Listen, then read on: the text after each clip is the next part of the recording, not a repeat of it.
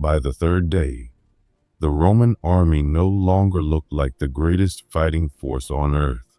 It looked like something broken.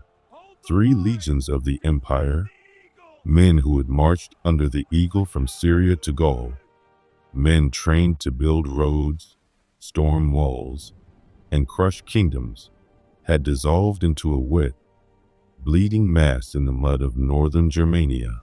Units were no longer units. Orders no longer carried. Standards were surrounded. The wounded screamed from ditches and tree lines.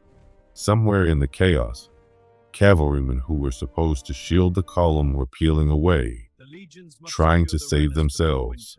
And at the center of it all stood Publius Quinctilius Varus, governor, commander, Roman aristocrat, staring at the final truth. The column was shattered. The route ahead was physically blocked. The route behind was a killing ground. On one side stood a Germanic wall of earth and timber, built in advance, waiting for this exact moment. On the other side lay swamp and black water. There would be no extraction, no regrouping, no heroic counterattack. So Varus made the last command decision left to him. Rather than be taken alive, he drew his sword and fell on it. With that, the fate of the 17th, 18th, and 19th legions was sealed. But the real story of the Teutoburg Forest did not begin with a final stand. It began with Rome believing it had already won. That was the fatal illusion. For years, Rome had pushed beyond the Rhine and into Germania.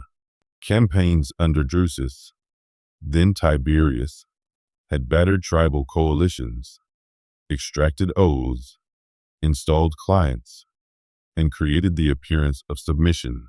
From the Roman point of view, the map seemed to be settling into place. West of the Rhine was Gaul. Roads, towns, tax rolls, grain routes, villas, officials, a landscape Rome could read and control. East of the Rhine was Germania, thick forest, marsh, sudden rivers, thin tracks, tribal loyalties, and terrain that seemed almost designed to resist empire. But after 2 decades of campaigning, Rome convinced itself that this hostile world had been pacified. Germania, at least in Roman minds, was no longer an active front. It was becoming a province. That assumption shaped everything that followed. Publius Quinctilius Varus was not sent into the region as a conqueror at the head of a fresh invasion.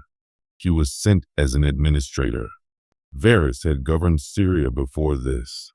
He knew taxation, legal procedure, census taking, the machinery of peacetime rule. His task in Germania was to finish the Roman process, collect revenue, settle disputes, enforce Roman authority, and make the local tribes behave like subjects rather than enemies. That is a crucial detail, because it meant the army marching with him was not moving like an army expecting a campaign of annihilation. It was moving like an occupying force that thought the danger had mostly passed. And that army, magnificent on an open field, was almost absurdly unsuited to what was coming. Roman legions were masters of discipline, engineering, and controlled violence. They thrived when they could deploy in order, rotate ranks, support missile troops, use cavalry properly, and turn training into mechanical superiority. In forests and bogs, in narrow tracks and broken ground, all of that began to fail. The legion was a machine built for stability. Germania offered none. Standing close to Varus was the man who understood that better than anyone alive. His name was Arminius. He was Cheruscan by birth, a Germanic noble, the son of Segemer. As a boy, he had been taken into the Roman system as a hostage, one of the empire's favored methods of control. Raise the sons of tribal elites in Roman ways. Teach them the language. Give them military rank. Bind their futures to Rome, and their people would follow. Arminius seemed like a complete success story. He had served with Roman forces, probably in Pannonia. He knew Roman command structure, marching discipline, and battlefield method. He had Roman citizenship. He held equestrian status. He could sit at a Roman commander's table and speak as an insider. To Varus, he was not just useful. He was proof that Germania was being transformed. That was the most dangerous misunderstanding in the whole campaign, because Arminius had not become Roman in the way Rome imagined. He had studied the empire from the inside.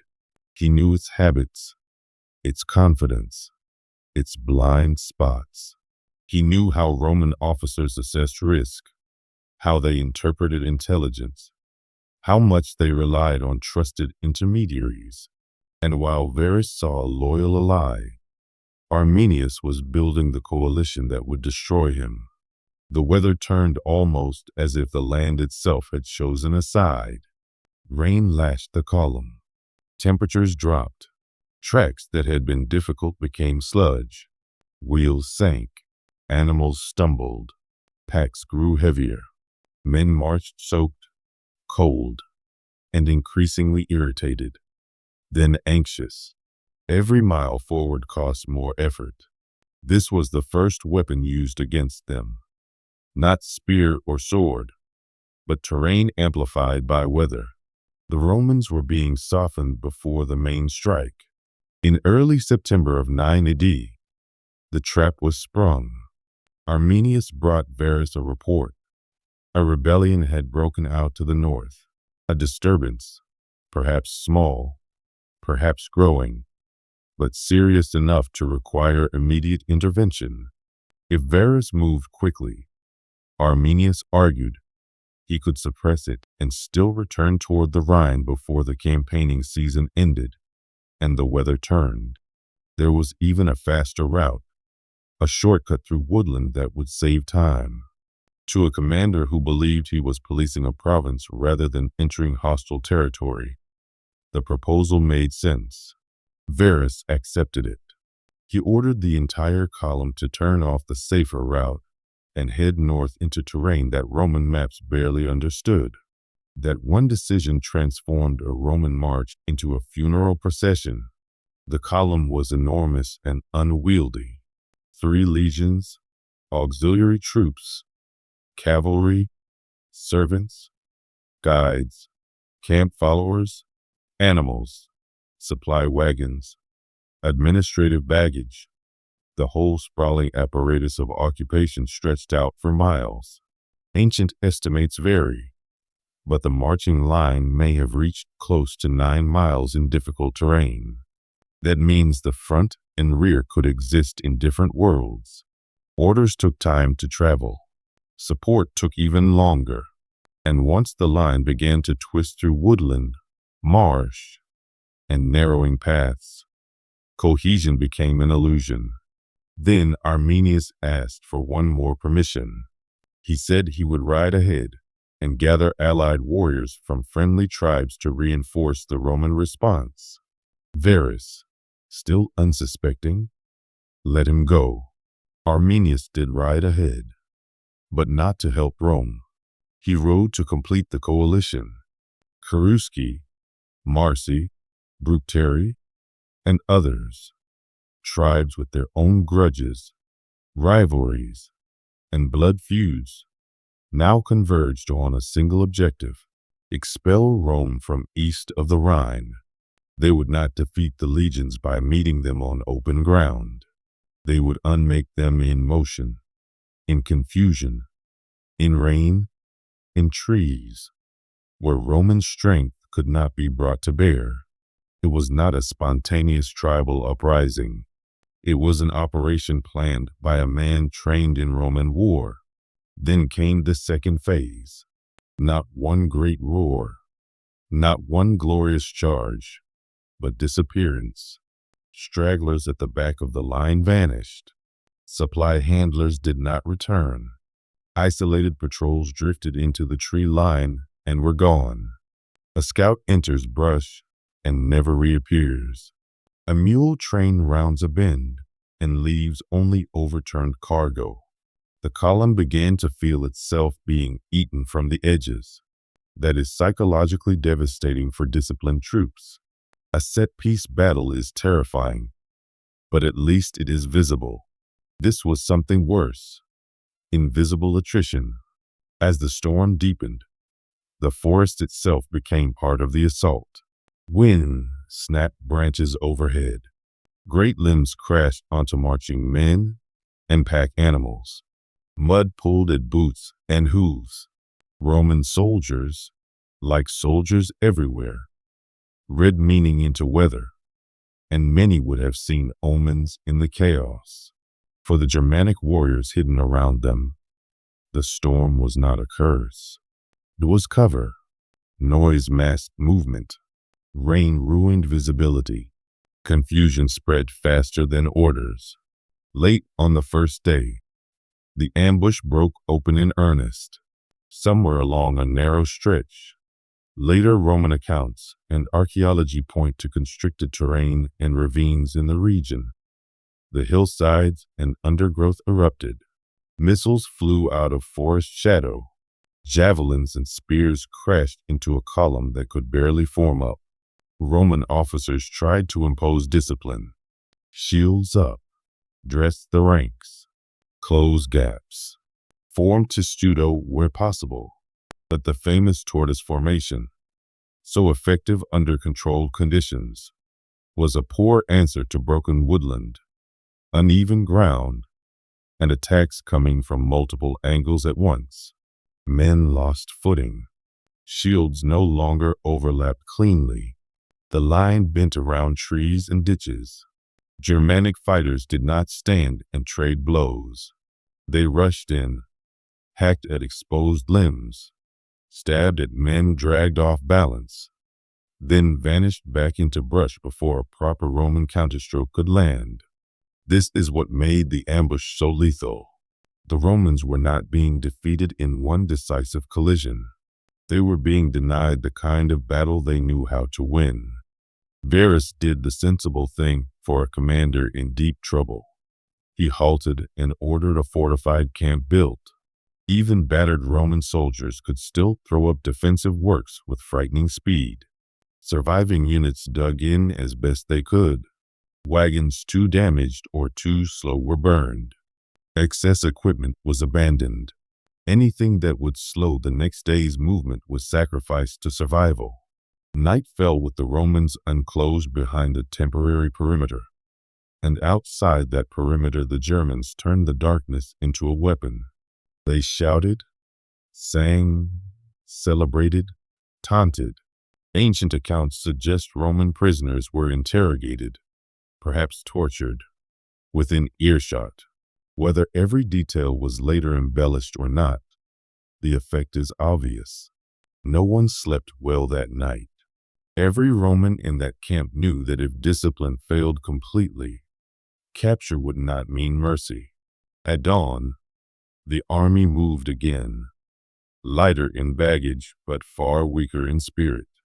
Day 2 was less a march than a grinding withdrawal through a landscape that would not let them leave.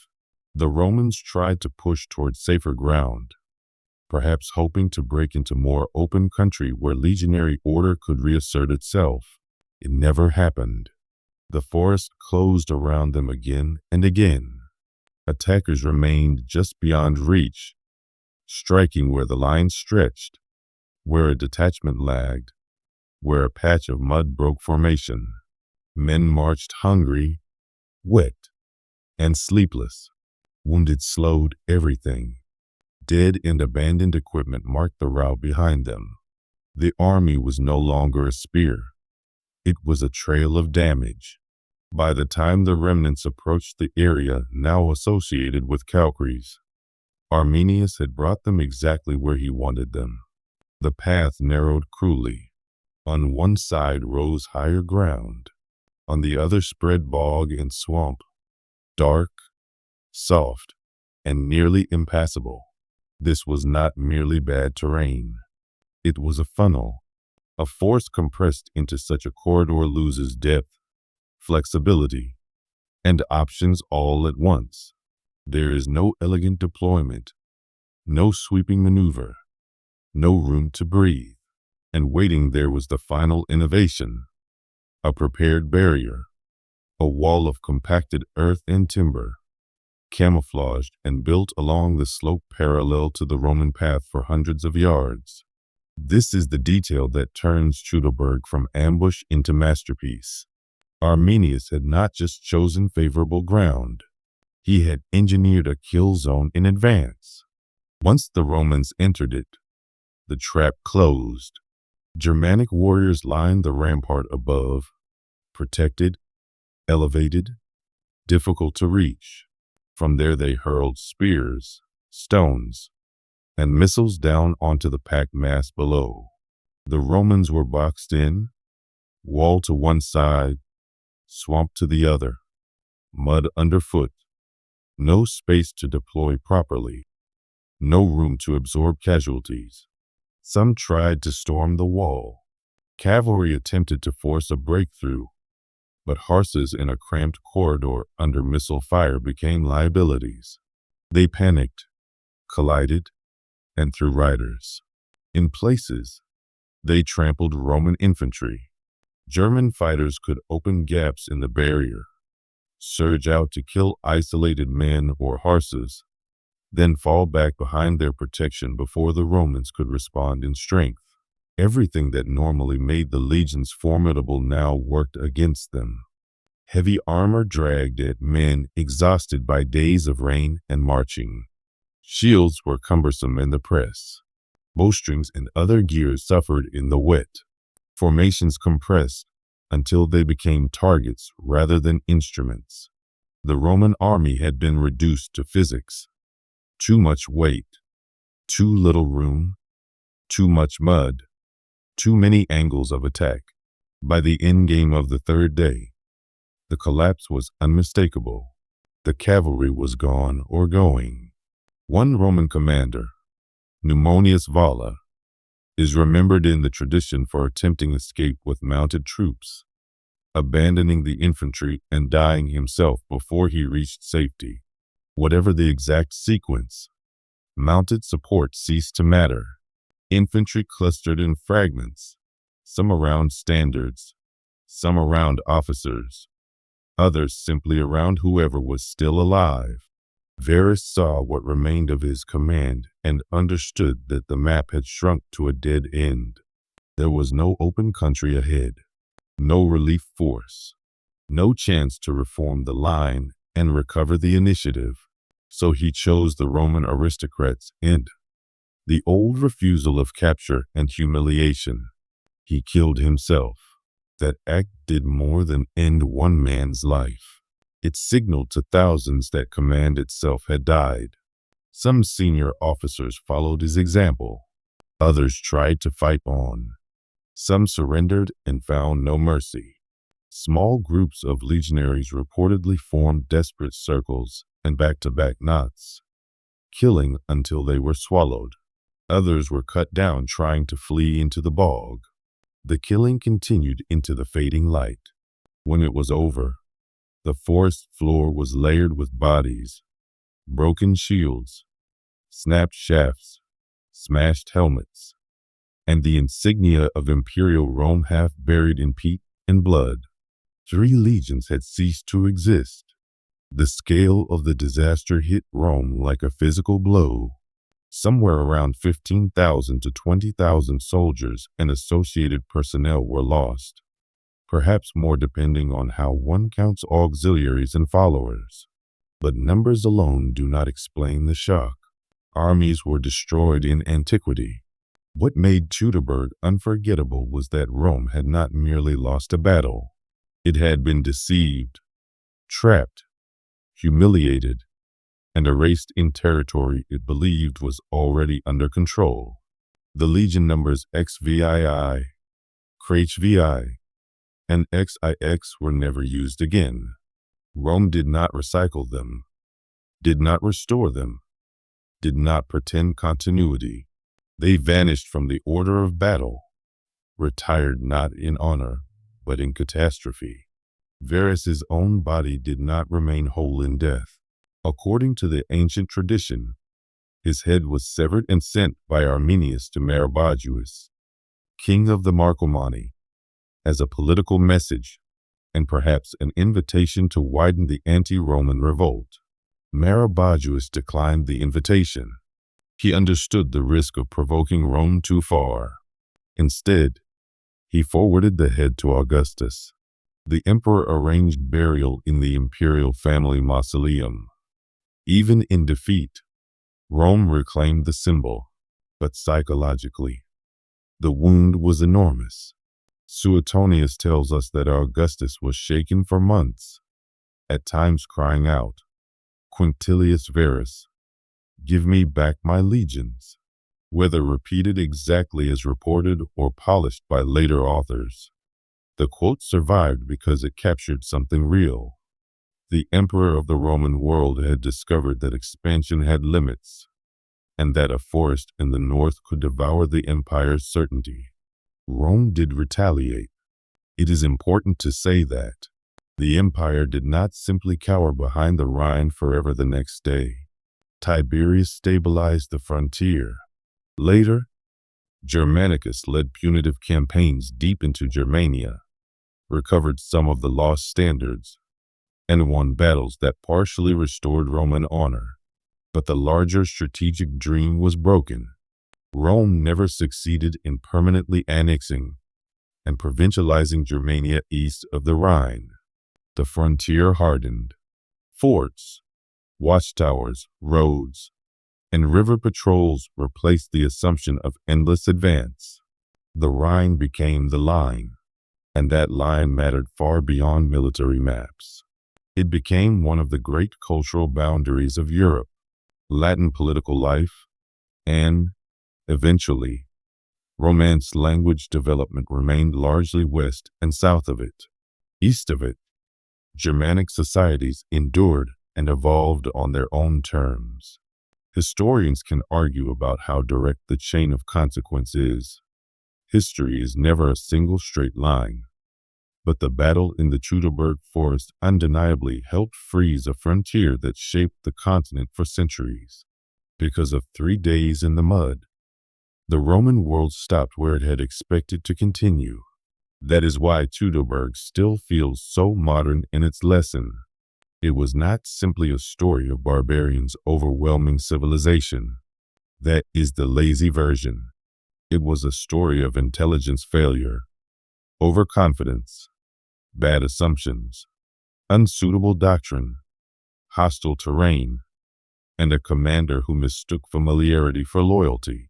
Arminius did not beat Rome by being more Roman than the Romans in a direct contest.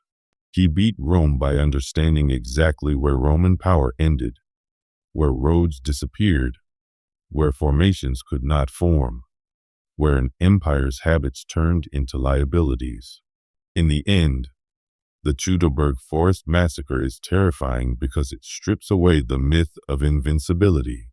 Rome had the best army in the Mediterranean world, a system that had broken kings and republics and tribes across 3 continents. None of that mattered once it was pulled into ground it did not control by a man it did not understand. One trusted advisor, one false report, one turn off the road, and the course of empire changed. That is the final sting of the story. The greatest military machine on earth was not undone by weakness alone. It was undone by misplaced certainty. And in the forests of Germania, Rome learned the most brutal truth an empire can learn. It is only as strong as the ground beneath its feet.